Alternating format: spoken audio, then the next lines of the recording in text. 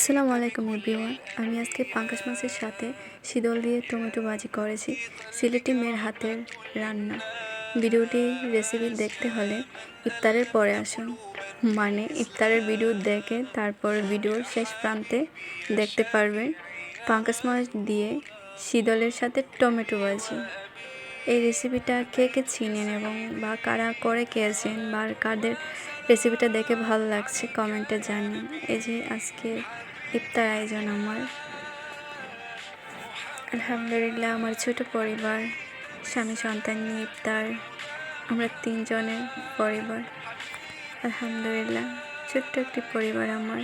সবাই আমার পরিবারের জন্য দোয়া করবেন।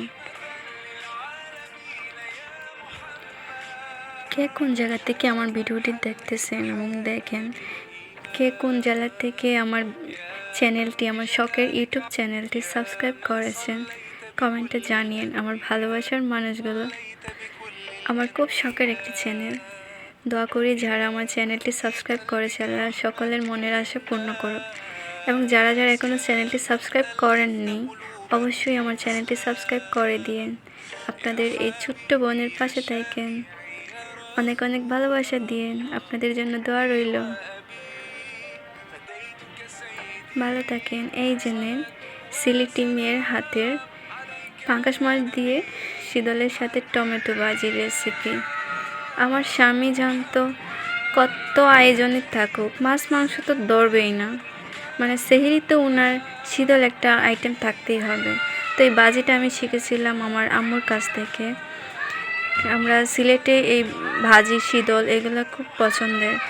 তো আমার হাজব্যান্ড হচ্ছে ব্রাহ্মণবাড়িয়ার ছেলে যে এরকম একটা শীতল কুর হবে আগে জানতাম না। আমার হাজব্যান্ড শুধু শীতল পছন্দ। তো শীতল খাই যেহেতু আমার আম্মু কী করলো, এইভাবে একটা রেসিপি করে দিল। ওনার কাছে খুব পছন্দ, ফেভারিট। এখন উনি সেটা ওনাকে বানিয়ে দিতে হবে। ওনার অফিসের মধ্যে মাঝে মধ্যে আমাকে বলে এরকমভাবে একটা শীতল দিয়ে একটা কোনো একটা ভাজি করে দাও আমাকে, আমার ফ্রেন্ডদেরকে দিব।